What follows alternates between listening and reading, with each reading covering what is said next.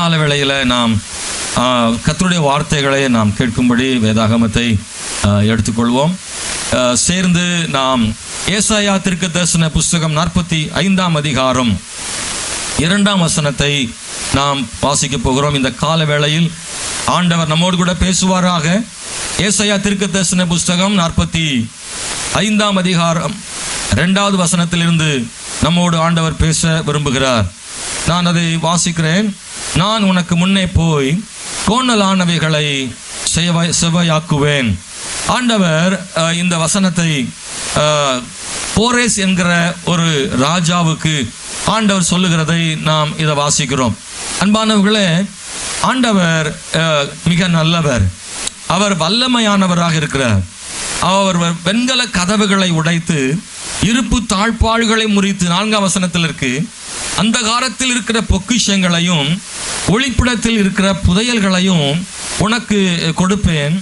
நான் என் தாசனாகி யாக்கோபின் நிமித்தமும் நான் தெரிந்து கொண்ட இஸ்ரவேலின் நிமித்தமும் நான் உன்னை பெயர் சொல்லி அழைத்து நீ என்னை அறியாதிருந்தும் உனக்கு நாமம் தரித்தேன். கோரேஸ் அப்படின்ற ஒரு ராஜாவை பார்த்து ஆண்டவர் சொல்றார், அநேக நேரங்களில் தேவன் நம்மால் நம்ப முடியாதவைகளை நமக்கு செய்கிறவர். சில நேரம் நம்மளால் விளங்கிக் கொள்ள முடியாது, ஆனால் அவர் செய்வது உண்மை. அவர் செய்ய நினைத்ததை தடுப்பவன் எவரும் இல்லை. நம்முடைய தேவன் சர்வ வல்லமை உள்ள ஆண்டவராக இருக்கிறாரு. அன்பானவர்களே, கோரேஸ் அப்படின்ற ராஜாவை பற்றி நீங்கள் ஒருவேளை தெரிஞ்சிருக்க முடியும். ஏனென்றால் வேதாகமத்தில் இஸ்ரவேல் ஜனங்கள் அவங்க சிறைபிடிக்கப்பட்டு அவர்கள் போய் பாபிலோனில் கைதிகளாக அடிமைகளாக இருக்கிறார்கள். அந்த இஸ்ரவேல் ஜனங்களுக்கு தேவன் வாக்கு பண்ணி இருந்தார், ஸ்தோத்திரம், மீண்டும் அவர்களை நான் கொண்டு வருவேன் என்று. திரும்பவும் ஜனங்கள் அந்த நகரத்தை கட்டுவேன், இஸ்ரவேல் கட்டுவிக்கப்படும் என்று தீர்க்கதரிசிகள் மூலமாக தேவன் இஸ்ரவேலுக்கு வாக்கு பண்ணி இருந்தார். அந்த அடிப்படையில் பாருங்கள், தேவன் காரியங்களை செய்ய ஆரம்பித்தார். மேதிய பெர்சிய ராஜா கோரேஸ் அப்படின்ற அந்த ராஜா தேவனை அறியாத ஒரு ராஜா. அவன் பாபிலோனின் மேலே படையெடுத்து பாபிலோனை ஜெயித்து அதை தன்வசம் கொண்டு வந்தான். எனவே பாபிலோனிலே சிறையாக இருந்த இஸ்ரவேல் ஜனங்கள் இப்பொழுது மேதிய பெர்சிய சாம்ராஜ்யத்தில், அதாவது மேதிய சாம்ராஜ்யம் பெர்சிய சாம்ராஜ்யம் ரெண்டும் இணைந்து இந்த பாபிலோனை கைப்பற்றினார்கள். அதில் பெர்சிய ராஜா இந்த கோரேஸ், அவன் இஸ்ரவேல் ஜனங்களை ஸ்தோத்திரம் தானாக இவனுடைய கட்டுப்பாட்டிலே அவர்கள் வந்தார்கள். எனவே இப்பொழுது பாபிலோனில் இருந்தாலும் அவர்கள் கோரேசனுடைய கட்டுப்பாட்டிலே ஆளுகையின் கீழே அவர்கள் இருந்தார்கள். இந்த கோரேஸ் ரொம்ப ஏழை குடும்பத்தில் பிறந்தவன் என்றும் அவன் ஒரு ஆடு மேய்ப்பவர்களாலே வளர்க்கப்பட்டவன் என்றும் அவன் ஒரு இராணுவத்தில் சேர்ந்து அப்படியே படிப்படியாக ராஜாவானதாகவும் சரித்திரம் சொல்கிறது. பிறப்பதற்கு முன்பதாகவே பேர் வைக்கப்பட்டவர்கள் ஒரு 8 பேர் பைபிள் இருக்கிறாங்க. அந்த 8 பேர்ல இவன் ஒரு 6வது மனிதனாக கோரேஸ் இருக்கிறான். இந்த 44ஆம் அதிகாரத்தில் ஏசாயாவில் 28ஆம் வசனத்தில் அதை பற்றி நாம் அதை வாசிக்கிறோம். கோரேசை குறித்து, அவன் என் மேய்ப்பன், அவன் எருசலேமை நோக்கி நீ கட்டப்படு என்றும் தேவாலயத்தை நோக்கி நீ அஸ்திபாரப்படு என்றும் சொல்லி எனக்கு பிரியமானதை எல்லாம் நிறைவேற்றுவான் என்று சொல்லுகிறவர் நான். இது நடக்க போகிறது, இன்னும் எத்தனையோ வருஷம் கிடக்கு. முன்கூட்டி தீர்க்க தரிசனமாகவே இப்படி ஒரு கோரேசன் ஒருத்தன் வருவான்னு ஆண்டவர் தீர்க்க தரிசனமாக சொல்லி இருந்தார். ஆகவே ஆண்டவர் இவன் பிறக்க முன்னாடியே பேர் வைக்கப்பட்டிருந்தது. இஸ்மவேல் பிறக்க முன்பதாக பேர் வைக்கப்பட்டவன். ஈசாக்கு அவன் பிறக்க முன்பதாக கர்த்தரால் பேர் வைக்கப்பட்டவன். சாலமோன் அவன் பிறக்க முன்பதாக அவனுக்கு ஆண்டவர் பேரை வைத்தார். யோசியா அவன் பிறக்க முன்பதாக பேர் வைக்கப்பட்டவன். மகேர் என்கிற ஒரு மனிதனை குறித்து ஏசாயாவில் படிக்கிறோம். மகேர் சலால் அஷ்பாஸ் அப்படின்னு ஒரு பேர் பிறக்க முன்பதாக சொல்லப்பட்ட பேர். யோவான் ஸ்நானன் லூக்காவில் வாசிக்கிறோம், அவன் பிறக்க முன்பதாக அவனுக்கு ஆண்டவர் பெயரை சகரியாவிட்ட கர்த்தர் சொல்லியிருந்தார். எல்லாவற்றுக்கும் மேலாக உலக இரட்சகர் இயேசு கிறிஸ்துவுக்கு பிறக்க முன்பதாக தீர்க்கதரிசிகளால் பேர் வைக்கப்பட்டிருந்தது. அதுல ஒரு ஆள் தான் கோரேசுக்கும் அவன் பிறக்க முன்னாடியே கர்த்தர் அவனுக்கு பேரை வசனத்துல சொல்லி வைத்திருந்தார். கர்த்தரை ஸ்தோத்திரம் அறியாதவர்களே கர்த்தருடைய வார்த்தையை நம்ப தயங்கும் போது, கர்த்தரை அறிந்தவர்களே கர்த்தருடைய வார்த்தையை நம்ப தயங்கும் போது, கர்த்தரை அறியாத கோரேஸ் ஆண்டுடைய வார்த்தை எப்படி நம்புவான்? இல்ல, பல நேரங்களில் விசுவாசிகளே ஆண்டுடைய வார்த்தையை தீர்க்க தரிசனத்தை ஏத்துக்கிறதுக்கு விசுவாசிக்கிறதுக்கு யோசிக்கிற நேரங்களில் கர்த்தரையே அறியாத ஒரு ராஜா ஆண்டவருடைய வார்த்தையை எப்படி ஏற்றுக்கொள்ள முடியும் அல்லது விசுவாசிக்க முடியும் அப்படின்னு ஒரு கேள்வி இருக்குல்ல. அதுக்கு ஆண்டவர் கோரேசுக்கு அவனை நம்ப வைக்கிறதுக்கு சில விஷயங்களை ஆண்டவர் சொன்னார். அதைத்தான் இன்னைக்கு இந்த காலையில் உங்களோடு கூட நான் பேச விரும்புகிறேன். ஆண்டவர் ஒரு மனுஷனை விசுவாசிக்க வைக்கிறாரு. நான் எப்படிப்பட்ட தேவன் என்பதை தான் எப்படிப்பட்ட தேவன் என்பதை கோரேசுக்கு ஆண்டவர் வெளிப்படுத்துறாரு. கோரேசை வச்சு ஆண்டவர் 2 காரியத்தை கோரேசுக்கு ஆண்டவர் சொல்றார். கோரேசே, நான் ஒன்ன ஆசீர்வதிப்பேன், இன்னொன்னு என்னுடைய திட்டத்தை நிறைவேற்ற ஒன்ன நான் பயன்படுத்துவேன். ஸ்தோத்திரம். அவனுக்கு முன்பாக கோணலானதை செவ்வையாக்குவேன்னு சொல்றாரு. கோரேசே, உனக்கு முன்னாடி நான் வழிகளை செவ்வையாக்குவேன், அது கோணலான வழிகளை நான் செவ்வையாக்குவேன்னு அவனுக்கு முன்னே போவேன் என்றும் கர்த்தர் சொல்லி கோரேசுக்கு தான் செய்ய போகிற வல்லமையான காரியங்களை ஆண்டவர் சொல்றாரு. ஆண்டவர் தான் கோரேசே எஸ்ரா புஸ்தகம் 1ஆம் அதிகாரத்தை நீங்க படிச்சு பார்த்தா சொல்றான், ராஜ்யங்களை எல்லாம் அவர்தான் தந்தார் என்று அவனே சொல்லுகிறான். தேவனை அறியாத ஒரு ராஜா சொல்றான், எனக்கு இந்த ராஜ்யங்களை எல்லாம் கொடுத்தது கர்த்தராகி ஆண்டவர்னு கோரேஸ் ராஜாவே சொல்லுகிறான். அப்படியானால் தேவன் அவனுக்கு இது எல்லாம் சொல்லி கொடுத்தவைகள். அன்பானவர்களே, ஸ்தோத்திரம். கோரேஸ் ராஜாவுக்கு ஆண்டவர் சொன்னாரு, அவன் செய்ய வேண்டிய வேலைலாம் இருக்கு, அவனை கொண்டு தான் எருசலேமை கட்ட போறாரு, அவன் தான் இஸ்ரவேல் ஜனங்களை மீண்டும் எருசலேமுக்கு அனுப்பி வைக்க போகிறான். ஆகவே 70 வருஷம் இஸ்ரவேல் ஜனங்கள் பாபிலோனில் அடிமைகளாக இருந்தார்கள். இந்த இஸ்ரவேல் ஜனங்களை அவர்கள் மனம் திரும்பியதால், அவர்கள் தேவனை நோக்கி பார்த்ததால் மீண்டும் அவர்களை எருசலேமுக்கு கொண்டு இஸ்ரவேல் தேசத்தை உருவாக்குவதற்கு, அவர்களை மறுபடியும் கட்டி எழுப்புவதற்கு தேவன் ஒரு பெரிய திட்டத்தை கர்த்தர் வச்சிருந்தார். அதை நிறைவேற்றுறதுக்கு தான் இந்த கோரேஸ் என்கிற ராஜாவை ஆண்டவர் தெரிந்தெடுத்தார். அவனை கொண்டு தேவன் பலத்த கிரியைகளை செய்கிறார். ஆண்டவர் அவனுக்கு சொன்ன வார்த்தை, நான் உனக்கு முன்னே போய் கோணலானவைகளை செவ்வையாக்குவேன்னு. பாருங்க, நான் ஏற்கனவே சொன்னது போலதான் அந்த வார்த்தைகளை கோரேஸ் எப்படி விசுவாசிக்க போகிறான் என்பதுதான் கேள்வி.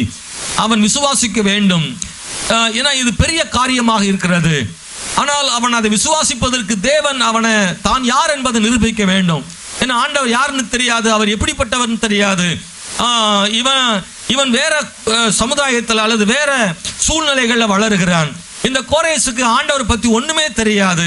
ஒண்ணுமே தெரியாத ஒரு கோரேஸ் ஆண்டவரை நம்பணும் அப்படின்னா ஆண்டவர் அவனுக்கு தன்னை வெளிப்படுத்தினாதான் அவன் நம்புவான். இங்க இருக்கிற உங்களுக்கு எனக்கும் கூட ஆண்டவர் யாருன்னு தெரியாம ஒரு நாள் இருந்தோம். ஆனா ஏதோ ஒரு காலகட்டத்தில் ஆண்டவர் நமக்கு அவரை வெளிப்படுத்தினாரு. அவருடைய வசனத்தின் மூலமாக தேவன் தன்னை நமக்கு வெளிப்படுத்தினாரு. அவரோடு கூட ஜெபிப்பதற்கும் அவர் யார் என்பதை அறிந்து கொள்வதற்கும் தேவன் கிருபை செய்தார். அவர் எவ்வளவு வல்லமையானவர் என்பதை வசனத்தின் மூலமாக நாம் கற்றுக்கொண்டோம். நம்முடைய தனிப்பட்ட வாழ்க்கையின் அனுபவங்களின் மூலமாக நாம் கற்றுக்கொண்டோம். நம்முடைய செயல்பாடுகள் மூலமாக நம்முடைய வாழ்க்கையின் ஒவ்வொரு காலகட்டங்களிலும் பலவிதமான மேடு பள்ளங்கள் நிறைந்த சூழ்நிலைகளையும் நமக்கு தேவன் என்னவெல்லாம் செய்தார் என்பதை கண்ணால கண்டு வாழ்க்கையில உணர்ந்து அவரை ருசி பார்த்ததுனாலதான் நம்ம இந்த ஆண்டவரை இப்படி உறுதியாய் பிடித்திருக்கிறோம். ஆனால் கோரேஸ் ஆண்டவரை அறிந்து கொள்ளவில்லை என்பதனால அவனுக்கு ஆண்டவர் தன்னை புரிய வைக்க விரும்புகிறார். அதுல ஒன்று என்னன்னா, ஆண்டவர் முதல்ல அவனுக்கு எப்படி புரிய வைக்கிறார் அப்படின்னா, நான் படைப்பதற்கு வல்லமை உள்ள தேவன் ஆண்டவர் கோரேசுக்கு சொல்லுகிறார். எத்தனை பேருக்கு புரியுது நான் சொல்றது? அல்லேலூயா. பாருங்க, கோரேஸ் என்கிற தேவனை அறியாத ராஜா தேவனை புரிந்து கொள்வதற்கு தேவன் சொல்லுகிற ஒரு 3 காரியங்கள்ல ஒண்ணு என்னன்னா, கோரேசே, நான் சகலவற்றையும் படைப்பதற்கு வல்லமை உள்ள தேவனா இருக்கிறேன்னு ஏசாயா 45ஆம் அதிகாரத்துல 12வது வசனத்துல நாம் அதை படிக்க முடியும். பாருங்கள், நான் பூமியை உண்டு பண்ணி நானே அதன் மேல் இருக்கிற மனுஷனை சிருஷ்டித்தேன், என் கரங்கள் வானங்களை விரித்தன, அவைகளின் சர்வ சேனையும் நான் கட்டளையிட்டேன் என்று ஆண்டவர் சொல்றார். நான் படைக்கிற தேவன் சொல்றார். ஒண்ணுமே இல்லாத இடத்துல ஒன்றை உருவாக்குவதற்கு தேவனாலே கூடும். இந்த உலகம் தேவனால் படைக்கப்பட்டதுன்னு கோரேசுக்கு ஆண்டவர் சொல்றாரு. கோரேசே, நான் யாருன்னு தெரிஞ்சாதான் நான் சொல்றதை நீ நம்புவ. நான் யார் தெரியுமா? ஒன்னும் இல்லாத இடத்துல நான் படைக்கும் கர்த்தரா இருக்கிறேன், எதையும் படைப்பதற்கு வல்லமை உள்ள ஆண்டவரா இருக்கிறேன். அதனால என்ன நம்பு, உன் வாழ்க்கையில கோணலானவைகளை நான் செவ்வையாக்குவேன்னு கோரேஸ்க்கு ஆண்டவர் சொல்றாரு. நம்முடைய தேவனாலே எதையும் படைக்க முடியும். ஆண்டவர் சொல்றாரு, பூமியை உண்டு பண்ணி நானே அதன் மேல் இருக்கிற மனுஷரை சிருஷ்டித்தேன் சொல்றார். நீ பார்க்கிற இந்த உலகம், இந்த வானம், பூமி எல்லாம், மனுஷர் எல்லாம் நான் படைத்ததுதான் கோரேசுக்கு ஆண்டவர் தன்னை வெளிப்படுத்துறதை நாம் வாசிக்கிறோம். இதே 45ஆம் அதிகாரத்துல 24ஆம் வசனத்துல சொல்றாரு, கர்த்தரிடத்தில் மாத்திரம் நீதியும் வல்லமையும் உண்டென்று அப்படின்னு எழுதப்பட்டிருக்கிறது. ஆண்டவர் சொல்றாரு, என்னிடத்துல வல்லமை இருக்கின்றத நீ புரிந்து கொள்ள வேண்டும் அப்படின்றது மட்டும் இல்ல, கர்த்தரிடத்தில் மாத்திரம், அது ரொம்ப முக்கியமா கவனிக்க வேண்டியது, கர்த்தரிடத்தில் மாத்திரம் வல்லமை உண்டு என்று அவனவன் சொல்லி அவரிடத்தில் வந்து சேருவான் என்றும் ஆண்டவர் அவனுக்கு சொன்னதை நாம் படிக்கிறோம். 44ஆம் அதிகாரத்திலையும் 24ஆம் வசனத்துல கர்த்தர் கோரேசுக்கு இப்படி சொல்லும் போது, உன் மீட்பரும் தாயின் கற்பத்தில் உன்னை உருவாக்கினவருமான கர்த்தர் சொல்லுகிறதாவது, நானே எல்லாவற்றையும் செய்கிற கர்த்தர், நான் ஒருவராய் வானங்களை விரித்து நானே பூமியை பரப்பினவர்னு ஆண்டவர் சொல்றாரு. கோரேசே, என் வார்த்தைகளை உன்னால நம்ப முடியுமா? நீ நம்பணும் அப்படின்னா நான் யாருன்றதை நம்பணும். நான் வானத்தையும் பூமியையும் உண்டாக்கினவர், படைக்கிறவர், நான் ஒரு படைப்பாளி, நான் படைத்த கர்த்தர், படைப்பதற்கு வல்லமையான தேவனா இருக்கிறேன்னு ஆண்டவர் சொல்றார். இன்னைக்கும் அறிவியல் பூர்வமா நிரூபிக்கப்பட்டிருக்கிறது. அன்பான தேவனுடைய பிள்ளைகளை, ஸ்தோத்திரம், விஞ்ஞானிகளுக்குள்ளே மாற்று கருத்துக்கள் இருக்கிறது. இன்னைக்கு சில நேரங்களில் இப்படி சொல்லப்பட்டிருந்தாலும் கூட, மனிதன் குரங்கில் இருந்து வந்தான் என்று டார்வின் கொள்கை சொன்னாலும் கூட அதை எல்லாரும் ஏற்றுக்கொள்வதில்லை. அன்பானவர்களே, ஸ்தோத்திரம், குறிப்பாக அவனுடைய மரண தருவாயில் நான் செய்த ஆய்வு தவறானது, உண்மையாகவே அது தவறு என்று அவன் சொன்னதாகவும் அதற்கு பிறகு அவன் சொன்னதை ஏற்றுக்கொள்ளவில்லை என்றும் சொல்லப்படுகிறது. அன்பானவர்களே, மனிதன் குரங்கில் இருந்து வந்தான் என்று அவன் சொன்ன அந்த காரியம் மிகவும் தவறான ஒன்று. அன்பானவர்களே, ஸ்தோத்திரம், குரங்கில் இருந்து மனிதன் வந்திருப்பானால், அல்லது அவனுடைய கொள்கை என்ன, அவனுடைய தத்துவம் என்ன, அவனுடைய ஆராய்ச்சி என்ன, மனிதன் ஒரு செல்லில் இருந்து பல செல் தோன்றி, அந்த பல செல் அது மறு உருவமாகி, அதிலிருந்து ஒரு உயிரணு தோன்றி, அதிலே ஒரு உயிர் தோன்றி, அந்த உயிர் அந்த உருவமாகி, அது நாளடைவில் வளர்ந்து வளர்ந்து அதற்கு பிறகு ஒரு மிருகமாகி, அதிலிருந்து குரங்கு தோன்றி, அந்த குரங்கு நாளடைவில் மனிதனாக மாறினான். மனிதனுக்கும் ஆரம்பத்தில் கொஞ்சம் வால்லாம் இருந்தது, அதுக்கு பிறகு அந்த வாலெல்லாம் போய் மனுஷனாயிட்டான் அப்படின்றதான் நாம அவனுடைய கற்பனைகள், அல்லது அது ஒரு ஆராய்ச்சியாக சொல்லப்படுகிறது. அன்பானவர்களே, அப்படியானால் எத்தனையோ ஆயிரக்கணக்கான ஆண்டுகள், கோடிக்கணக்கான ஆண்டுகள் என்று அவன் சொல்லுகிறான். அப்படியானால் இந்த அடிப்படையில் ஏன் மனிதனோடு அது நின்று விட்டது? ஒரு உருமாற்றம் அடைந்து குரங்கிலிருந்து மனுஷன் வந்திருந்தா, மனுஷன் இன்னொன்று என்ன செஞ்சிருக்கணும், வந்திருக்க வேண்டுமே. அது அப்படி வரவில்லையே, அது நின்று போனதே. உருமாற்றம் என்பது நின்று போனதல்ல, இன்னும் உருமாறி இருக்க வேண்டுமே. மனிதனிருந்து இன்னொரு உருவம், ஒரு உயிர் தோன்றி இருக்க வேண்டுமே என்ற கருத்து இன்றைக்கு நிலவி வருகிறது. ஆனால் எல்லா விதமான சந்தேகங்களுக்கு முற்றுப்புள்ளி வைக்கிற மாதிரி கர்த்தர் சொல்றாரு, நானே இந்த உலகத்தை உருவாக்கினேன் என்று ஆண்டவர் சொல்லுகிறார். ஆமென், பிரைஸ் தி லார்ட், ஸ்தோத்திரம். ஆண்டவர் படைக்க வல்லமை உள்ள தேவன். ஆதியாகமம் 1-2 அதிகாரங்களை படிக்கும் போது தேவன் வானத்தையும் பூமியும் சிருஷ்டித்த காரியங்கள் தெளிவாக சொல்லப்பட்டிருக்கிறது. இந்த வானத்தையும் பூமியும் ஆண்டவர் 6 நாட்களிலே உண்டாக்கினார் என்றும், அதை தன் வாயின் வார்த்தைகளால் உண்டாக்கினார் என்றும் எழுதப்பட்டிருக்கிறது. ஏசாயா 45:7 வாசிக்கிற போது, ஒளியை படைத்து இருளையும் உண்டாக்கினேன் என்று எழுதப்பட்டிருக்கிறது. தேவனே ஒளியை உண்டாக்கினார் என்று சொல்லப்பட்டிருக்கிறது. அவர் உண்டாக்குகிற கர்த்தர் அவர். ஏசாயா 45:8 வாசிக்கிற போது, வானங்களே உயரே இருந்து சொரியுங்கள், ஆகாய மண்டலங்கள் நீதியை பொழிய கடவது, பூமி திறவுண்டு ரட்சிப்பின் கனியை தந்து நீதியும் கூட விளைவதாக, கர்த்தராகிய நான் இவைகளை உண்டாக்குகிறேன். நிறைய இடத்துல பார்த்துங்க, நான் உண்டாக்குகிறேன், நான் படைத்திருக்கிறேன். ஆண்டவர் திரும்ப திரும்ப சொல்லிக்கிட்டே இருக்கிறாரு, நான் படைக்க வல்லமை உள்ளவர், நான் உண்டாக்க வல்லமை உள்ளவர் கோரேசே, அதனால் நான் சொல்ல போகிறதை நம்பு. ஹல்லேலூயா. அவன் கோரேசுக்கு சொன்ன அந்த வார்த்தையை கோரேஸ் நம்புறதுக்கு யோசித்தா ஆண்டவர் சொல்றாரு, உனக்கு ஒரு மனிதனுக்கு, ஒரு மனிதனுக்கு ஒரு கோணலானதை செவ்வையாக்குவேன்னு சொல்றத உன்னால நம்ப முடியலன்னா, இந்த உலகத்தில் பெரிய காரியத்தையே செய்த நான் உனக்காக இந்த சிறிய காரியத்தை செய்ய முடியாதா அப்படின்னு கர்த்தர் கேட்கிறாரு. ஒரு வானத்தையே உண்டாக்க முடியும் போது, ஒரு பூமியை உண்டாக்க முடியும் போது, ஒரு மனுஷனை சிருஷ்டிக்க முடியும் போது, அந்த வல்லமையுள்ள தேவனாலே தனி மனிதனாகி கோரேசே, உனக்காக ஒரு கோணலான பாதையை அவர் சிவையாக்க கூடாதா? அது செய்ய முடியும்னு ஆண்டவர் கோரேசுக்கு சொல்லுகிறார். எத்தனை பேர் நம்புறீங்க? ஹல்லேலூயா. தேவன் வல்லமையானவர், அவர் படைத்த தேவன், அவர் உண்டாக்கின தேவன் அவர். அன்பான தேவனுடைய பிள்ளைகளே, பாருங்க, வானம் பொழிந்தால் தான் பூமி என்ன செய்யும்? விளைய முடியும். இந்த பூமி விளைய வேண்டுமானால் வானம் நிச்சயமாக பொழிந்தாக வேண்டும். ஆரம்ப காலங்களில் பனியினால் பூமியை நனைப்பட்டது, பின்பு மழையினாலே தேவன் பூமியை நனைத்தார். எனவே ஸ்தோத்திரம். இந்த நமக்கும் கூட பரத்திலிருந்து அருள் மாறி வரும்போது தான் நாமும் நமக்குள்ளே வல்லமையானது கிரியை செய்ய ஆரம்பிக்கிறது, நமக்கும் ஆசீர்வாதம் கிடைக்கிறது. பூமி விளைய வேண்டுமானால் வானம் பொழிய வேண்டும், நாம் செழிக்க வேண்டுமானால் தேவனுடைய உன்னத வல்லமை ஆசீர்வாதங்கள் நமக்கு நிச்சயமாக கிடைக்க வேண்டும்.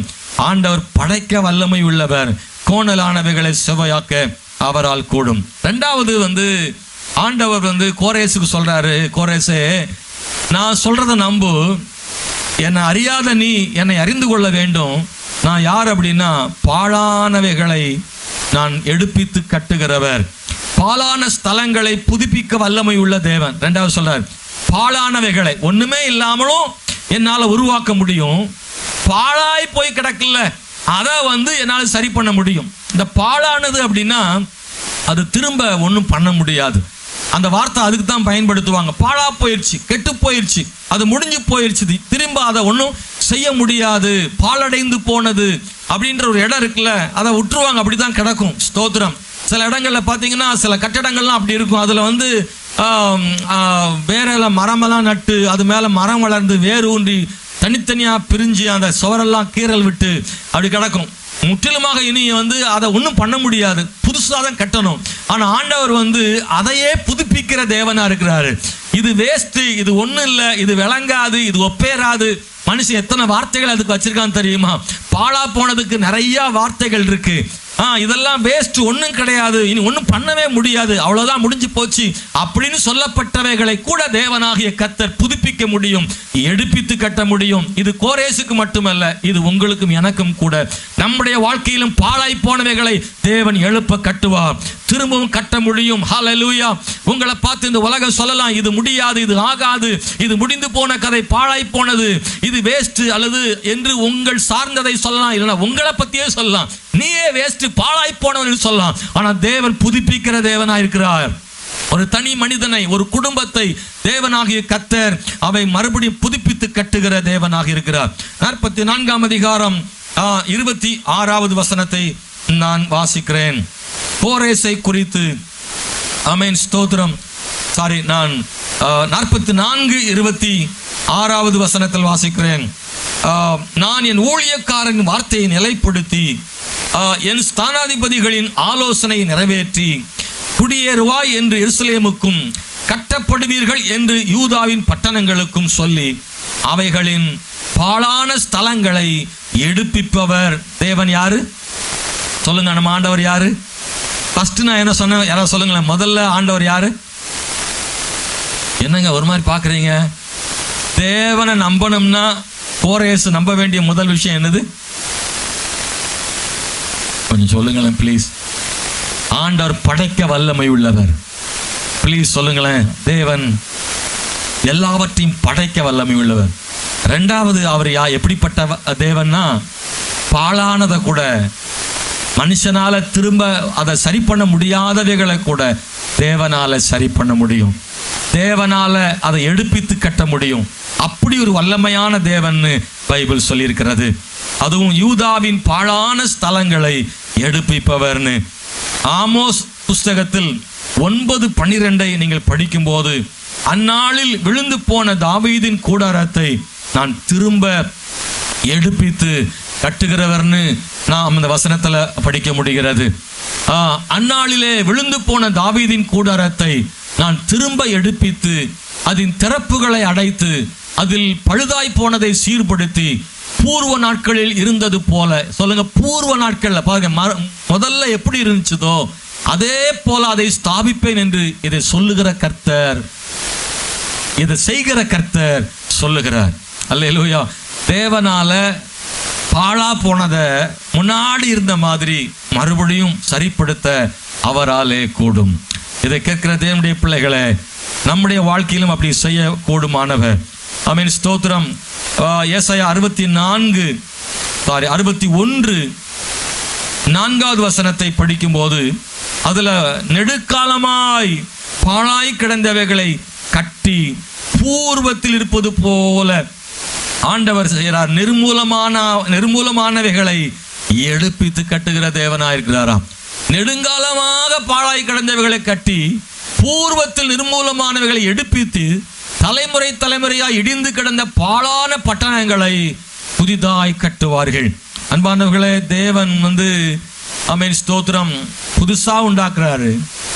பாழாய் கிடந்ததை இனி ஒன்றும் பண்ண முடியாது, முடிந்து போன கதை என்று சொன்னவைகளையும் திரும்ப தேவன் கட்டி எழுப்புகிறவர். இந்த கால வேளையில் செய்தி நேரத்தில் உங்க மனசுல உங்க குடும்பம் சார்ந்து ஏதாகிலும் யாராவது சொன்ன வார்த்தை அப்படி உங்க மனசுல ஆழமா பதிஞ்சிருக்குதா? என்னுடைய வாழ்க்கையும் திரும்ப கட்ட முடியாத நிலைமையில இருக்கு, அல்லது என்னுடைய சொந்தங்கள் சொன்ன வார்த்தைகள் அது சூழ்நிலையை பார்த்தா பாழாய் போனது மாதிரி தான் தெரியுது, மறுபடியும் ஒரு வாய்ப்பு இல்லை பாஸ்டர் அப்படின்ற ஒரு இடத்துல தான் நான் இருக்கிறேன் அப்படின்னா, இன்னைக்கு கோரேச விசுவாசிக்க பண்ணின ஆண்டவர் உங்களையும் விசுவாசிக்க பண்ணுகிறார். சகோதரா சகோதரி, நீங்க விசுவாசிங்க. கர்த்தர் உங்க வாழ்க்கையில எந்த பகுதியில பாழா இருப்பதோ அதை திரும்ப கட்டி பழைய நிலைமைக்கு தேவன் கொண்டு வருவதற்கு அவர் போதுமான தேவனாயிருக்கிறார். உங்களுடைய கணவரை பற்றியோ, உங்கள் மனைவியை பற்றியோ, உங்கள் பிள்ளைகளை சார்ந்தோ, ஸ்தோத்திரம், உங்களுடைய சொந்தங்களை சார்ந்தோ, உங்கள் வேலை சார்ந்தோ ஏதோ ஒன்றை இழந்திருக்கலாம், அல்லது அது சீர் இல்லாமல் போயிருக்கலாம், ரொம்ப அதனால் வேதனை அடைந்திருக்கலாம், அதை சரி பண்ண முடியாத இடத்துல ரொம்ப தோய்ந்து போய் அப்படி இருக்கலாம். ஒருவேளை நான் ஒரு காலத்தில் அப்படி இருந்தேன், ஆனால் இப்படி ஆயிடுச்சுன்னு நினைக்கலாம். ஆனால் நீங்கள் ஆராதிக்கிற உங்கள் தேவனாகிய கர்த்தர் இந்த காலையில் உங்களுக்கு ஆண்டவர் சொல்ற வார்த்தை, நீங்கள் இழந்து போனதை மறுபடியும் கொடுக்க முடியும், உடைஞ்சு போனதை திரும்பவும் கட்ட முடியும், பழைய நிலைமைக்கு தேவன் உங்களை கொண்டு வந்து அந்த உயர்ந்த ஸ்தானத்தில் தேவனால் வைக்க முடியும். அவர் அப்படி ஒரு வல்லமையான தேவனா இருக்கிறாருன்னு வேதம் சொல்கிறது. அன்பா, இதை நீங்க விசுவாசித்தால் உங்க வாழ்க்கையில தேவன் அதை செய்வார். அல்லேலூயா. அன்பானவர்களே, கோரேசுக்கு தேவன் சொல்லி அதை அவனுக்கு செய்தார். ஆண்டவர் அந்த தீர்க்க தரிசனத்தை கோரேசு வாழ்க்கையில் தேவன் நிறைவேற்றினவர். இந்த காலையில நீங்க நம்பிக்கையோட இந்த ஆலயத்தை விட்டு போங்க. உங்க வாழ்க்கையில பாலாய் போனவைகளை கட்டி எழுப்ப வல்லமை உள்ள தேவனாய் இருக்கிறார். இதை என்னுடைய வார்த்தையாக உங்களுக்கு சொல்லாமல் தேவனுடைய வார்த்தையாகத்தான் உங்களுக்கு சொல்லுகிறேன். ஆண்டவர் பாலானவைகளை திரும்ப எடுப்பித்து கட்டுகிற தேவனா இருக்கிறார். சங்கீதம் 37:24 வாசிக்கிற போது, அவன் விழுந்தாலும் தள்ளுண்டு போவதில்லை, கர்த்தர் தமது கையினால் அவனை தாங்குகிறார்னு சொல்லப்பட்டிருக்கிறது. கர்த்தருடைய பிள்ளை விழுந்து போனாலும் தள்ளுண்டு போகாதபடிக்கு மறுபடியும் அவனை கட்டி எழுப்புகிறவரா இருக்கிறார்.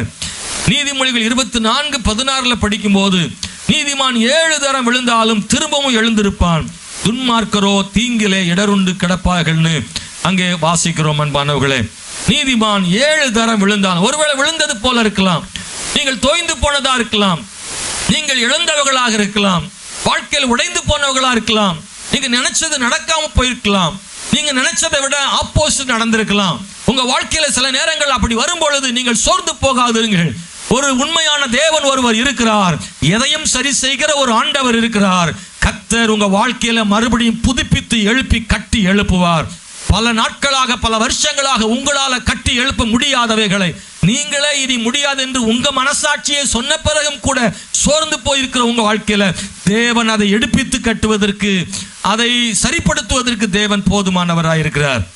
3வது கோரேச நம்ப வைக்கிறதுக்கு ஒரு விஷயத்தை ஆண்டவர் செய்றாரு. 45ஆம் அதிகாரம் 13வது வசனத்தில் இப்படி இருக்கிறது, நான் நீதியின்படி அவனை எழுப்பினேன், அவன் வழிகளை எல்லாம் செவ்வைப்படுத்துவேன், அவன் என் நகரத்தை கட்டி சிறைப்பட்டு போன என்னுடையவர்களை கிரயமில்லாமல் பரிதானம் இல்லாமலும் விடுதலையாக்குவான் என்று சேனைகளின் கர்த்தர் சொல்கிறார். கோரேசை பார்த்து ஆண்டவர் சொல்றாரு, ஆமென், உன்னையும் நானே எழுப்பினேன் என்று ஆண்டவர் சொல்றார். என் ஜனங்களை விடுவிப்பதற்கு கிரயம் இல்லாமலும் பரிதானம் இல்லாமலும் என் ஜனங்களை அனுப்பி விடுவான்னு சொல்றாரு.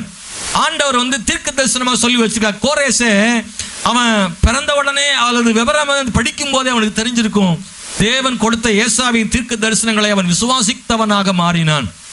ஆண்டவர் சொல்றாரு, உன்னையே நான் தாயா உண்டாக்குனேன், வானத்தை உண்டாக்குனேன், பூமியை உண்டாக்குனேன், மனுஷங்களை சிருஷ்டித்தம் புதுசா, ரெண்டாவது வந்து பாழடைஞ்சதை கூட என்னால் எடுப்பித்து கட்ட முடியும், அவ்வளோ வல்லமை உள்ள ஆண்டவர்.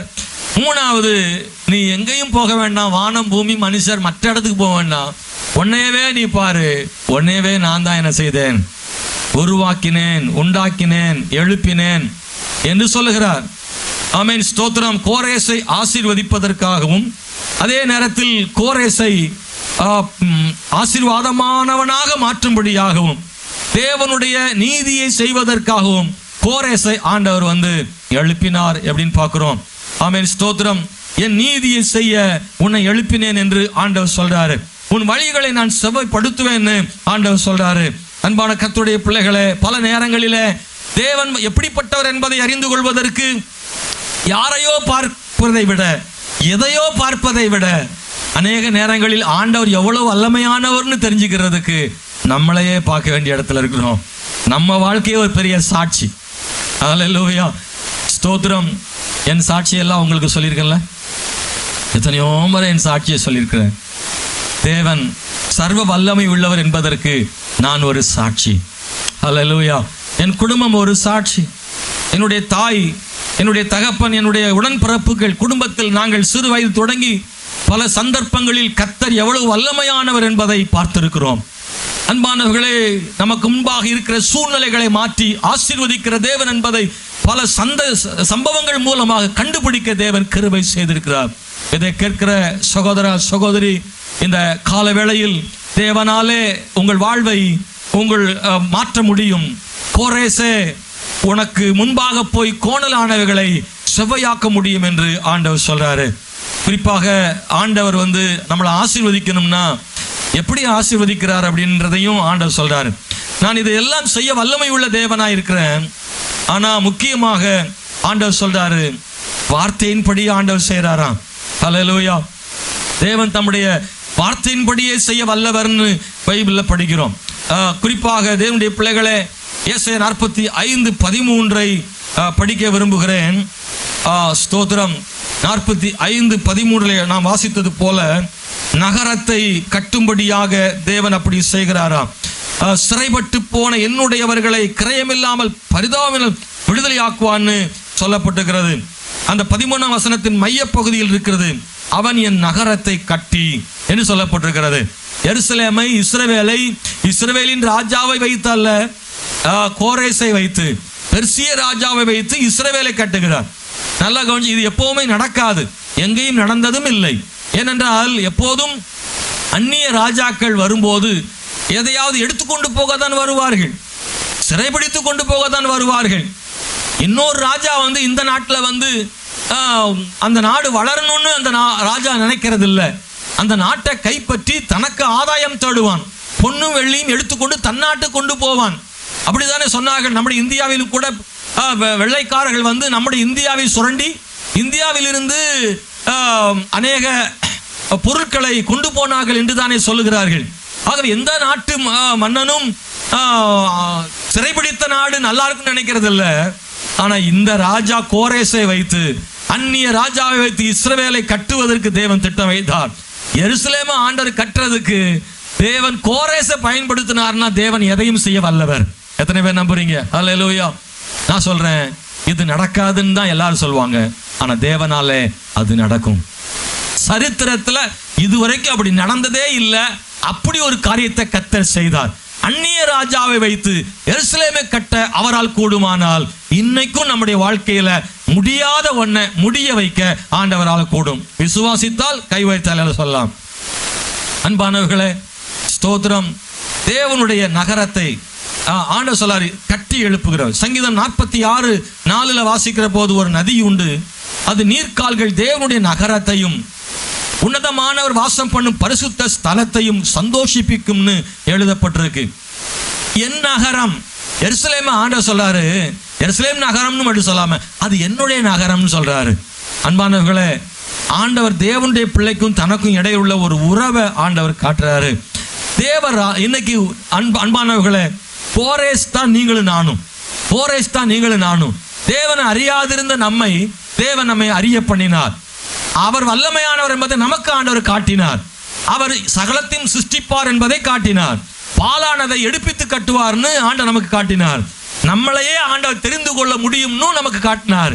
அவர் வல்லமையானவர் நாம் அறிந்து கொண்டோம். நம்மளை ஆண்டவர் எதற்காக அழைத்தார்னா, நம்ம செய்ய வேண்டிய வேலை என்ன? போரேசே, நான் வல்லமையானவர் உனக்கு காமிச்சிட்டேன், ஆனா எனக்காக நீ ஒன்னு செய்யணும். என் நீதியை நிறைவேற்ற வேண்டும், எருசலேமை கட்ட வேண்டும். இன்னைக்கு கோரேசா இருக்கிற உங்களை என்னையும் பார்த்து ஆண்டவர் சொல்றார், கோரேசுகளே, என் ராஜ்யத்தை நீ கட்ட வேண்டும். தேவனுடைய ராஜ்யத்தை கட்டணும், அதுதான் அவருடைய ஆசை. என் நகரம் அப்படின்றது அவர் சொல்றாரு, என் ராஜ்யம். தேவனுடைய ராஜ்யம்னு உங்களுக்கு தெரியும், அதுதான் சபை. அல்லேலூயா. அவருடைய ஊழியம், ஆத்தும அறுவடை, பரலோக ராஜ்யத்திற்காக செய்யும் வேலை, இது எல்லாம் தேவ ராஜ்யத்தை குறிக்கிறது. எனவே கர்த்தர் சொல்றாரு, கோரேசுகளே, தேவ ராஜ்யத்தை கட்டுங்க. மத்தேயு சுவிசேஷம் 16ஆம் அதிகாரம் 19ஆம் வசனத்தை படிக்கும் போது, பரலோகத்தின் திறவுகோல்களை நான் உனக்கு தருவேன், பூலோகத்திலே நீ கட்டுகிறது எதுவோ அது பரலோகத்திலும் கட்டப்பட்டிருக்கும் என்று ஆண்டவர் சொல்றாரு. பூலோகத்தில் நீ கட்டவிழ்ப்பது எதுவோ அது பரலோகத்திலும் கட்டவிழ்க்கப்பட்டிருக்கும் என்றார். அன்பானவர்களே, நமக்கு எத்தனையோ வேலை இருக்கலாம் இந்த உலகத்துல. எல்லாருக்கும் ஒரு வேலை கட்டாயம் இருக்கும். நீங்க எல்லாம் வேலை செய்யறவங்க தான். ஆனா நீங்க என்ன வேலை செய்தாலும் சரி, அது ரெண்டாவது. முதல் வேலை என்னன்னா தேவராஜ்யத்தை கட்டுவது. தயவு சொல்லுங்க, இது உங்களுக்கு ஒருவேளை அது புரிகிற மாதிரி இருக்கான்னு தெரியல. நான் திரும்பவும் சொல்றேன், நீங்க இந்த உலகத்துல வாழ்றதுக்காக ஒவ்வொருத்தரும் ஒரு வேலை செய்வீங்க. ஆணோ பெண்ணோ நீங்க கட்டாயம் வேலை செய்யறவங்களா இருப்பீங்க. ஆனா பைபிள் படி, கர்த்தருடைய வார்த்தையின் படி என்னவென்றால், நாம் இந்த உலகத்தில் இம்மைக்காக நாம் சம்பாதிக்கும் சம்பாத்தியம் இரண்டாம் தரமானது தான். ஆனா முதல் வேலை நமக்கு தேவன் கொடுத்திருப்பது அவருடைய ராஜ்யத்தை கட்டுவதற்காக பைபிள்ல படிக்கிறோம். அன்பானவர்களே, ஆமென், ஸ்தோத்திரம். உங்க கையில ஆண்டவர் திறவுகோலை கொடுத்திருக்கிறாரு. பேதுருவே, உன் கையில திறவுகோலை கொடுக்கிறேன், இந்த திறவுகோலை வைத்து பரலோக ராஜ்யத்தை கட்ட முடியும் சொல்றாரு.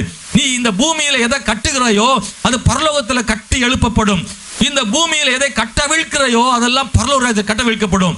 இந்த பூமியில தேவனுடைய ராஜ்யத்தை நீங்க திறங்க. அநேக ஜனங்கள் சபைக்குள்ளே வரும்படி தேவ ராஜ்யத்தில் திறந்து விடுங்கள். ஆமென், ஸ்தோத்திரம். இதைத்தான் ஆண்டவர் சொல்றாரு. கையில உங்க சாவி இருக்கு. ஏராளமான ஜனங்கள், இந்த உலகத்தில் வாழ்கிற எத்தனையோ ஜனங்களை நீங்க இந்த தேவ ராஜ்யத்துக்குள்ள திறந்து விடுங்க. அவங்க வரட்டும். உள்ள சாவி உங்க கையில தான் இருக்கு. நீங்க கட்டவிழ்த்தா கட்டவிழ்க்கப்படுவாங்க, கட்டுனா கட்டப்படுவாங்க. நீங்க பூட்டவும் திறக்கவும் தேவையான திறவுகோலை கர்த்தர் உங்க கையில கொடுத்திருக்கிறாரு. ஒவ்வொரு விசுவாசியும், நீங்கள் கோரேசாக இருக்கலாம், பேதுருவா இருக்கலாம், உங்க கைகளில் ஆண்டவர் கட்டக்கூடிய திறவுகோலை, திறக்கக்கூடிய திறவுகோலை கர்த்தர் நம்ம கையில கொடுத்திருக்கிறாரு. கர்த்தர் நம்ம தான் நம்பி இருக்கிறாரு. உங்களை என்னையும் வச்சுதான் கர்த்தர் இந்த ராஜ்யத்தை கட்ட விரும்புகிறார். தேவ ராஜ்யத்தை, ஆமென், ஸ்தோத்திரம், கட்டுங்கள். அநேக ஜனங்கள் இந்த தேவ ராஜ்யத்துக்குள் வரும்படி திறந்து விடுங்கள். அன்பான தேவனுடைய பிள்ளைகளை, பலருடைய கையில் சாவி இருந்தும் ஜனங்கள் ரட்சிக்கப்படுவதற்கு, தேவனுடைய ராஜ்யத்துக்குள்ள தேவ சபைக்குள்ள வருவதற்கு திறந்து விடாம கையில சாவியை திறவுகளை வச்சு சும்மா இருக்கிற விசுவாசிகள் நிறைய பேர் இருக்கிறீங்க. ஒரே ஒரு ஆத்மாவை கூட கர்த்தருக்காக ஆதாயம் பண்ணாத விசுவாசிகள் உண்டு. கர்த்தர் உங்களை பார்த்து சொல்றாரு, என்னுடைய பிள்ளையே, தேவனுடைய சகோதரனை, சகோதரியே, கர்த்தருடைய ராஜ்யத்தை கட்டக்கூடிய பொறுப்பை உங்க கையில ஆண்டவர் கொடுத்திருக்கிறாரு. ஹல்லேலூயா.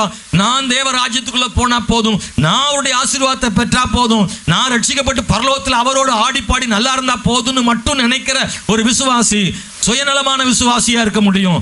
நீங்கள் உண்மையாகவே தேவன் கொடுத்த திறவுகோலின் மூலமாக சிலரையாவது அவருடைய ராஜ்யத்துக்குள்ள கொண்டு வாருங்கள். அவர்களுக்காக தேவ ராஜ்யத்தை திறந்து விடுங்கள். இம்மையில இந்த பூமியில நீங்க எதை திறக்கிறீர்களோ அது பரலோக ராஜ்யம் திறக்கப்பட்டிருக்கும். யாருக்கெல்லாம் இந்த பூமியில் தேவ ராஜ்யம் திறந்து உள்ளே கொண்டு வந்தீங்களோ அவர்களுக்காக பரலோகத்திலும் திறக்கப்பட்டிருக்கும். நான் சொன்னவங்களுக்கு புரியுதான்னு நினைக்கிறேன். அல்லேலூயா. இந்த உலகத்துல இப்போதே வந்து தேவ ராஜ்யம் இப்போதே வந்திருக்கிறதுன்னு சொல்றேன். அதுதான் சபை தான் தேவ ராஜ்யம். சபையாகிய தேவனுடைய ராஜ்யத்துக்குள்ள அழிந்து போகிற ஆத்துமாக்களை, நரகத்தை நோக்கி போய் கொண்டிருக்கிற ஏராளமான ஜனங்களை திறந்து இந்த ராஜ்யத்துக்குள்ளே கொண்டு வரக்கூடிய ஒரு பெரிய வல்லமையான திறவுகோலை உங்க கையில ஆண்டவர் கொடுத்திருக்கிறாரு, என் கையில கொடுத்திருக்கிறார். அநேகர் அவர் ராஜ்யத்துக்குள் வரும்படி திறந்து விடுவோமாக. கலாத்தியர் 2ஆம் அதிகாரம் 8ஆம் வசனத்துல, விருத்த சேதனம் உள்ளவர்களுக்கு சுவிசேஷத்தை பிரசங்கிக்கும்படி பேதுருவுக்கு கையளிக்கப்பட்டது போல விருத்த சேதனம் இல்லாதவர்களுக்கு பிரசங்கிக்கும்படி அது எனக்கும் கையளிக்கப்பட்டது என்று அங்கே பவுல் சொல்றாரு. இதை கேட்கிற தேவனுடைய பிள்ளைகளே, அது ஒரு வேலை எனக்கு தேவன் கொடுத்த வேலைன்னு பவுல் சொல்றாரு. இன்னைக்கு உங்களுக்கு எனக்கும் அந்த வேலையை கர்த்தர் கொடுத்திருக்கிறாரு. ரெண்டாவது சொல்றேன், நான் கொடுத்த வேலையை செய்ய இது அவசியமோ என்று கண்டுபிடித்து செய்வான். போரேஸ் முதல்ல என்ன செய்வான்னா நகரத்தை கட்டுவான். ரெண்டாவது என்ன செய்வான்னா அந்த நகரத்தை கட்டுறதுக்கு அல்லது தேவனுடைய வேலையை செய்யறதுக்கு என்னெல்லாம் தேவையோ அதெல்லாம் அவனே கண்டுபிடிச்சு அதை செய்வான். எப்படி செய்யணும்னு அவனுக்கு சொல்லப்படும், அதை அவன் செய்வான். ஆமென், ஸ்தோத்திரம். இன்னைக்கும் நீங்க பாருங்க, எருசலேமின் தேவாலயத்தை கட்டுவதற்கு, எருசலேமை கட்டுவதற்கு கோரேசை கர்த்தர் பயன்படுத்தினது போல உங்களையும் பயன்படுத்த விரும்புகிறாரு. ஆனா எல்லாரும் மாதிரியும் கோரேஸ் செய்யல. கோரேசுக்கு என்ன செய்ய முடியுமோ அதை கோரேஸ் செய்தான். மற்றவங்கள மாதிரியே நம்ம செய்ய முடியாது, இன்னொருத்தர் செய்ய மாதிரி நீங்க செய்ய முடியாது. ஏன்னா உங்க வேலை வேற, அவங்க வேலை வேற. மற்றவங்கள மாதிரி செய்ய முடியாட்டாலும் பரவாயில்ல, உங்க சூழ்நிலைக்கு ஏற்ற மாதிரி ஒரு வழி நிச்சயமா இருக்கும். தேவனுடைய ராஜ்யத்தை கட்ட, அழிந்து போகிற ஆத்துமாக்களை தேவ ராஜ்யத்தில் கொண்டு வருகிற வேலை நமக்கு கொடுக்கப்பட்டிருக்கு. அந்த வேலையை நீங்கள் செய்தே ஆக வேண்டும். ஆனா அதற்கான வழியை கண்டுபிடிங்க.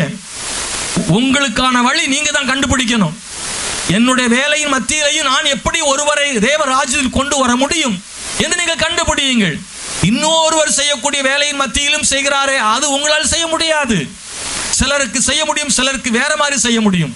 உங்களுடைய சூழ்நிலைக்கேற்றவாறு தேவ ராஜ்யத்தை கட்டுவதற்கு, உங்கள் வேலைக்கேற்ற மாதிரி, உங்கள் குடும்ப சூழ்நிலைக்கேற்றவாறு ஆண்டவருடைய ராஜ்யத்தை திறந்து பலரை அவர் ராஜ்யத்தில் கொண்டு வர என்ன செய்ய முடியும் என்று, என்ன வழி இருக்கிறது என்று நீங்களே கண்டுபிடியுங்கள். உங்க சூழ்நிலைக்கேற்றவாறு எப்படி ஆகிலும் நீங்கள் தேவ ராஜ்யத்துக்குள் அநேகரை கொண்டு வர வேண்டும். நிறைய பேர் ஒண்ணுமே சொல்லல. நல்லா கவனிங்க. என் சூழ்நிலை பாஸ்டர், என் குடும்ப சூழ்நிலை, என் வேலை அப்படின்னு சொல்லி நீங்க ஒதுங்கலாம் முடியாது. ஏன்னா ஒவ்வொருவர் மேலும் விழுந்த கடமைன்னு பைபிள் இருக்கு. அல்லேலூயா. அநேக நேரங்களில் பல தேவ பிள்ளைகள் தங்களுடைய வேலை, சிலர் வேலை தான் எனக்கு தடை நினைக்கிறாங்க, சிலர் அந்த வேலையவே ஆதாரமாக மாற்றிக்கிறாங்க. அந்த வேலை தான் அவங்களுக்கு ஊழியத்துக்கே சப்போர்ட்டாக இருக்கு. சிலர் வேலை தான் எனக்கு பிரச்சனைன்றாங்க, அந்த வேலையை வச்சே சிலர்லாம் ஆண்டவருக்காக அநேகரை ஆதாயப்படுத்துற உண்டு. நம்ம தடையாவும் நினைக்கலாம், தடைய படிக்கட்டாவும் நினைக்கலாம். ரொம்ப வியாபாரம் ரொம்ப அதிகம் நினைக்கிறோம், வியாபாரத்தில் பிஸி ஆகிட்டு அதனால ஆண்டவருக்காக ஒன்றும் செய்ய முடியலன்னு சிலர் சொல்லுவாங்க. ஆனால் சிலர் அந்த வியாபாரத்தையே ஊழியமாக மாற்றினவங்களும் இருக்காங்க. தருமபுரியில் நான் ஒரு நாள் ஒரு அதிகாரியை சந்தித்தேன். ஒரு 400-500 பேருக்கு அவர் அதிகாரி, அரசாங்க அதிகாரி. அவர் ஒரு நாள் அங்கே இருந்து ஒரு பாஸ்டர் வீட்டுக்கு வந்திருந்தார். அவர் கையில் கிளிச்சோசிய பெட்டி இருந்துச்சு. என்னடா இவர் ஆளை பார்த்தா டீசெண்டாக இருக்காரு, கிளிச்சோசிய பெட்டி தூக்கிட்டு வர்றாரு. அப்போ அவர் அந்த பாஸ்டர்கிட்ட சொன்னார், அங்கே அந்த சீட்டு கட்டெலாம் இருந்துச்சு, இங்கே பார்த்துருப்பீங்க கிளிச்சோசியம் பார்க்குற அந்த கட்டு. அப்போ அதை திறந்து பாஸ்டருக்கு ஜோசியம் பார்த்தாரு. என்னையான்னு பாஸ்டர் ஐயாவுக்கு ஒரு சீட்டை எடுத்து போடுன்றாரு. அந்த கிளி ஒவ்வொரு சீட்டாக எடுத்து போட்டுட்டு அப்புறமா ஒரு சீட்டை எடுத்து கொண்டு கொடுத்துச்சுது. அதுக்குள்ளே பூராமே ட்ராக்ஸ் இருக்கு, கைப்பிரதி வசனங்களாக இருக்கு. அந்த வசனத்தை எடுத்து அவர் வாசித்து, கர்த்தர் உங்களுக்கு கொடுக்கக்கூடியது அப்படின்னு சொன்னார். இது ஒருவேளை ஜோசியம் மாதிரி தெரியலாம். ஆனால் இவர் என்ன செய்கிறாருன்னா, அவர் அரசாங்கத்தில் வேலை செய்கிறாரு. காலையிலேருந்து 4 மணி வரைக்கும் அரசாங்க வேலை, அவருக்கு அதிகாரியாக இருக்கிறாரு. அவங்க அம்மாவும் பேங்க் மேனேஜர், அவருடைய மனைவி வங்கியில் மேனேஜராக இருக்காங்க. இவங்க 2 பேரும் சேர்ந்து சாயங்காலம் 5 மணிக்கு மேலே பேங்க் முடிஞ்ச உடனே, அவருக்கு வேலை முடிஞ்ச உடனே ஒரு கிராமத்துக்கு போகிறாங்க. அந்த கிராமத்தில் ஒரு அரசமாக இருக்கும், சுற்றி 4 பேர் படுத்து கிடந்து காயம் விளையாட்டி கிடப்பாங்க. அந்த இடத்துல உட்காந்து அந்த ஊருக்கு நடுவில் இருக்கக்கூடிய அவர்களுக்கு இவங்க ஜோசியம் பார்க்குற மாதிரி அந்த அவங்களுக்கு தேவனுடைய வார்த்தை என்ன செய்கிறாங்கன்னா சொல்லி, ஆண்டவர் இயேசுவை அவர்களுக்கு அறிவித்து, அவர்களில் யாராகிலும் ஆர்வமாக இருந்தால் அருகில் உள்ளதான சபை போதகருக்கு அவங்களை அறிமுகப்படுத்தி வைக்க வேண்டிய அந்த ஊழியத்தை அவங்க செய்தாங்க. நான் அதை பார்த்தவொன்னே ரொம்ப ஆச்சரியப்பட்டேன். நம்மனா ரொம்ப வெக்கப்படுவோம்ல, ஐயோ கிளிச்சோசியம் பார்க்குற வேலையா அப்படின்னு. இல்லை, அவர் சொல்லாரு, மக்கள் இதை பார்க்கும்போது நான் இதை ஆர்வமாக பார்க்குறாங்க, நான் அந்த இதை நான் பயன்படுத்திக்கிறேன்னு சொல்கிறாங்க.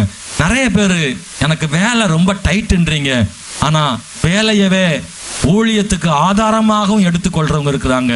கொஞ்ச காலம்தான் உண்டு, இயேசு வரப்போகிறார். கொஞ்ச காலம்தான் இருக்கு, காலங்கள் செல்லாது. ஆமென், ஸ்தோத்திரம். இயேசு வரப்போகிறார்.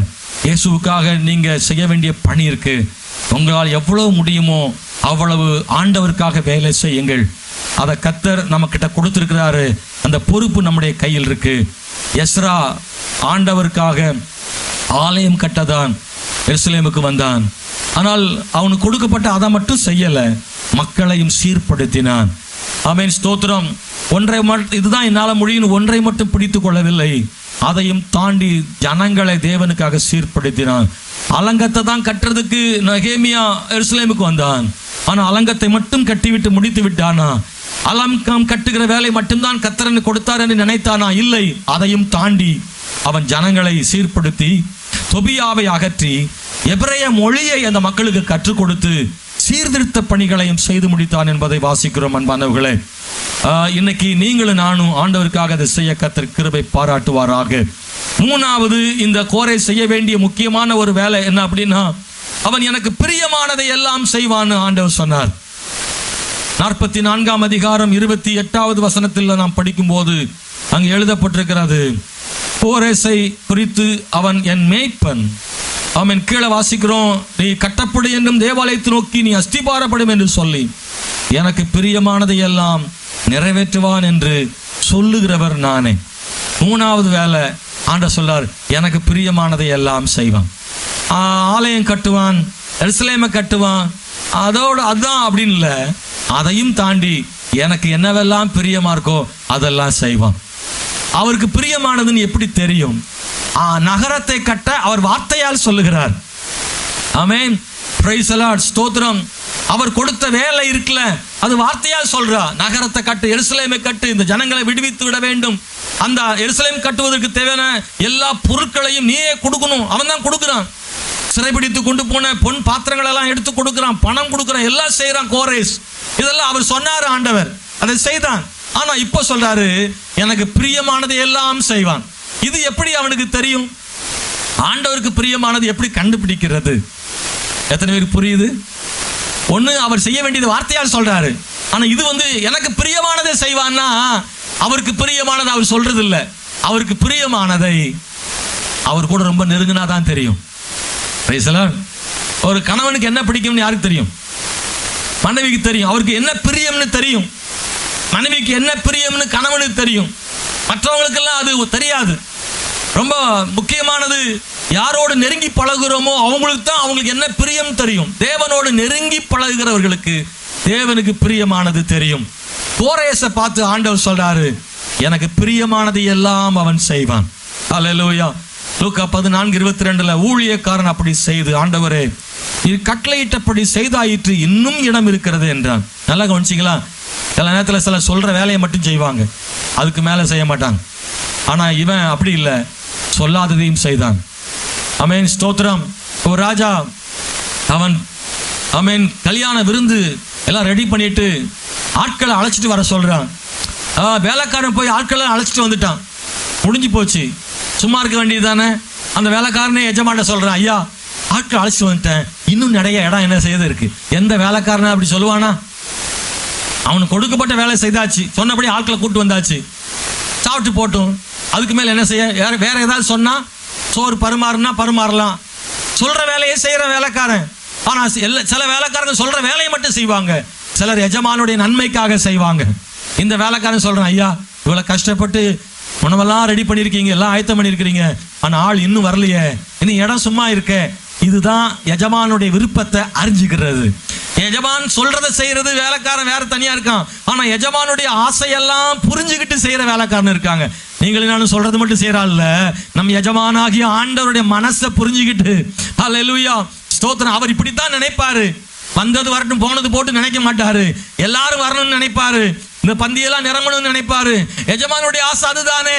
அதனால அவருடைய ஆசையின்படி அவனே வாலண்டியரா கேட்கிறான். ஐயோ மறுபடியும் நம்மளை போய் அனுப்புவாரு, வேலை கொடுப்பாரு, அதை பத்தி கவலைப்படல. எஜமானுடைய ஆசையை செய்து முடிக்கணும்னு நினைக்கிற ஒரு வேலைக்காரன் தான் பாத்தீங்களா, அது ரொம்ப முக்கியமா. இன்னைக்கு நீங்களும் நானும் நம்முடைய எஜமானாகிய ஆண்டவருடைய ஆசையை நிறைவேற்ற தேவன் கிருபை செய்வாராக. சங்கீதம் 143 வாசிக்கிறோம் 10ஆம் வசனத்துல, உமக்கு பிரியமானதை செய்ய எனக்கு போதித்தருளும் நீரே என் தேவன், உம்முடைய நல்ல ஆவி என்னை செம்மையான வழியில் நடத்தணும் ஆண்டவரேன்னு சொல்றான். யோவான் 8:29 வாசிக்க முடியும். யோவான் 8:29 நீங்களும் பைபிள் எடுத்து பாருங்க. யோவான் 8:29 என்னை அனுப்பினவர் என்னுடனே கூட இருக்கிறார், பிதாவுக்கு பிரியமானவைகளை நான் எப்பொழுதும் செய்கிறபடியால் அவர் என்னை தனியே இருக்க விடவில்லை என்றார். இயேசு கிறிஸ்து கூட பிதாவினுடைய அவருக்கு பிரியமானவைகளை செய்ய எப்போது விரும்பினதாக பைபிளில் சொல்லப்பட்டிருக்கிறது. ஆண்டவர் சொல்றாருல, பிதாவின் சித்தம் செய்வதே என்னுடைய போஜனமாயிருக்கு. எனக்கு நம்ம ஆசை நிறைய இருக்கலாம், ஆனா ஆண்டவருடைய சித்தத்தை, ஆண்டவருக்கு பிரியமானதை செய்யறதுக்கு நம்ம முன் வர வேண்டும். அல்லேலூயா. நம்ம எல்லாரும் எழுந்திருந்து ஜெபம் பண்ண போறோம். இந்த கால வேளையில அன்பானவர்களை ஜெபித்து முடிக்கலாம். ஒரு முறை உங்களை ஆண்டவருக்கு ஒப்பு கொடுக்கணும்னு கேட்கிறேன். ஆமென், ஸ்தோத்திரம். கர்த்தர் நம்முடைய வாழ்க்கையில அவர் எல்லாத்தையும் செய்ய வல்லவரா இருக்கிறாரு. ஆண்டவர் நம்மளை ஆசீர்வதிக்க விரும்புறாரு. சகோதரனே, சகோதரி, உங்களை முதல்ல கர்த்தர் ஆசீர்வதிக்க விரும்புறாரு. உங்களுக்கு சமாதானம் கொடுக்க விரும்புகிறாரு. நீங்க ஆண்டவரை முதல்ல நீங்க நம்பணும். மற்றவங்களை நம்ப வைக்கிறதுக்கு முன்னாடி நீங்க அவரை நம்பணும். நீங்க நம்புறதுக்கு ஆண்டவர் நம்பிக்கையை கொடுக்கிறாரு. கர்த்தர் சொல்றாரு, நான் எல்லாத்தையும் சிருஷ்டிப்பதற்கு படைப்பதற்கு வல்லமையானவர் நம்பு. பாழானவைகளை கூட கட்டி எழுப்ப என்னால முடியும் நம்பு. ஓ வாழ்க்கையில பாழாய் கிடக்கிறவர்களை என்னால கட்டி எழுப்ப முடியும், அதை நம்பு. உன்னையே நான் தெரிந்து கொண்டிருக்கிறேனே. ஆமென், ஸ்தோத்திரம். கோல நாளைகளை செவ்வையாக்க முடியும் நம்பு. உன்னுடைய வழிகளில், உன்னுடைய வாழ்க்கையில எதெல்லாம் கோணலா இருக்கோ அதை சரி செய்ய என்னால முடியும். நீ நினைக்கிற மாதிரி நேரா வாழ்க்கை இல்லை சகோதரா, சகோதரி. வாழ்க்கையில் நீ நினைக்கிற மாதிரி இல்லை. உன்னுடைய வேலை நேராக இல்லை, உன் வியாபாரம் நேராக இல்லை. அவைகளில் சில கோணல்கள் இருக்கிறது. அதை சரி செய்யறதுக்கு உன்னால முடியல. கர்த்தர் சொல்ற, நான் உனக்கு முன்னே போய் கோணல் ஆனவைகளை செவ்வையாக்குவேன். அது அவரால் முடியும். அது யாரால முடியாவிட்டாலும் கர்த்தரால் முடியும். மனுஷரால் கூடாதவைகள் தேவனால கூடும். கர்த்தர் செய்வதற்கு வல்லமை உள்ள தேவன் என்று கர்த்தர் சொல்லுகிறார். ஹல்லேலூயா, ஹல்லேலூயா. அவர் தம்முடைய வார்த்தையினாலே ஆண்டவர் செய்ய முடியும். தேவனுடைய பிள்ளைகளே, அவர் கர்த்தர் இன்னைக்கு உங்கள்கிட்ட என்னையும் நமக்காக கோணலானவர்களை செவ்வையாக்குறது மட்டுமல்ல, நம்மளை வச்சு சில கோணல்களை சரி பண்ண விரும்புகிறார் ஆண்டவர். சில கோணலான மனிதர்களை சரி செய்ய விரும்புகிறாரு. சில கோணலான வாழ்க்கையை சரி செய்ய நம்மளை கொண்டு செயல்படுத்த விரும்புகிறாரு. நீங்களும் ஆசீர்வதிக்கப்படணும். நீங்க மற்றவங்களுக்கு ஆசீர்வாதமா இருக்கணும். அது ரொம்ப முக்கியம்.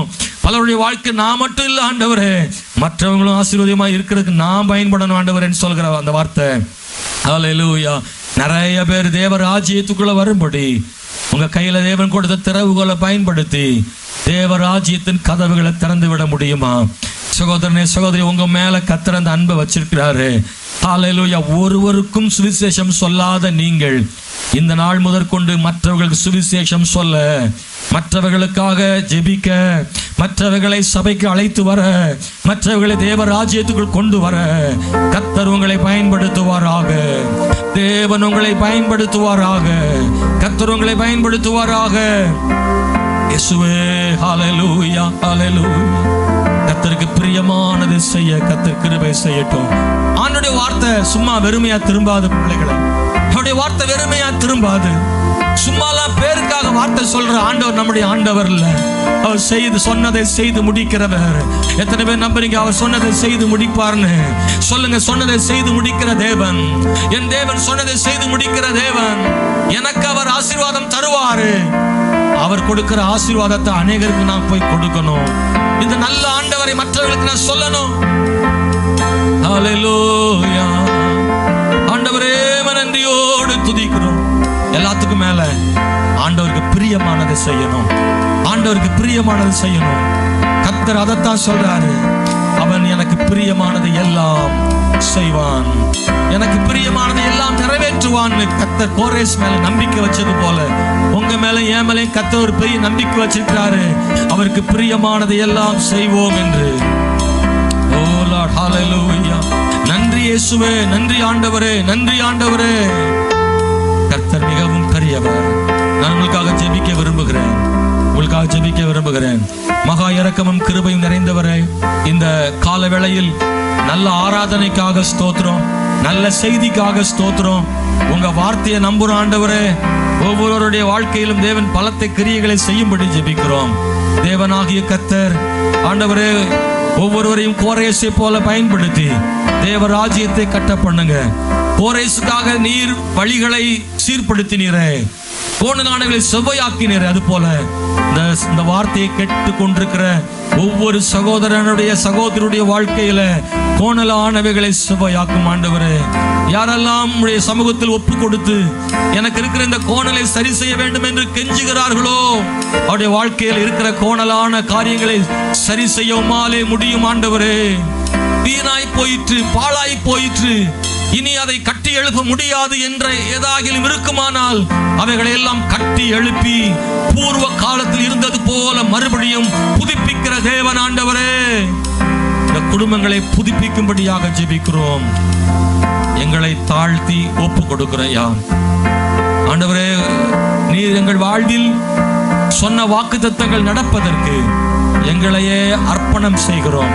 எங்கள் குறைவுகளை நிறைவாக்கும் உம்முடைய வசனங்களை விசுவாசிக்கிறோம். எங்களை சீர்படுத்தும், எங்களுக்காக பாதைகளை சீர்படுத்தும் முன்பதாக எங்கள் பாதைகளை சீர்படுத்தும், எங்கள் மன சிந்தனைகளை சீர்படுத்தும், எங்கள் எண்ணங்களை சீர்படுத்தும், எங்கள் பாவங்களை மன்னித்து பரிசுத்தப்படுத்தி எங்கள் வழிகளை சீர்படுத்தும். எனக்கான வழிகளை சீர்படுத்துகிறவர் என் வழிகளையும் சீர்படுத்தும் ஆண்டவரே. எங்களை ஒப்பு கொடுக்கிறோம், ஆசீர்வதியும். இயேசுவின் நாமத்தில் ஜெபிக்கிறோம் நல்ல பிதாவே, ஆமென். என் ஆத்துமாவே கர்த்தரை ஸ்தோத்திரம், என் முழு உள்ளமே அவர் பரிசுத்த நாமத்தை ஸ்தோத்திரம். என் ஆத்துமாவே கர்த்தரை ஸ்தோத்திரம். கர்த்தர் செய்த சகல உபகாரங்களையும் மறவாதே. நம்முடைய கர்த்தராகிய இயேசு கிறிஸ்துவின் கிருபையும் பிதாவாகிய தேவனுடைய அன்பும் பரிசுத்தாவியானுடைய ஐக்கியமும் சிநேகம் சமாதானம் நம் அனைவரோடு சதா காலங்களிலும் இருப்பதாக. சேர்ந்து சொல்லுவோம் ஆமென் சத்தமா. அல்லேலூயா. கர்த்தர் உங்களை ஆசீர்வதிப்பாராக. தேங்க்யூ.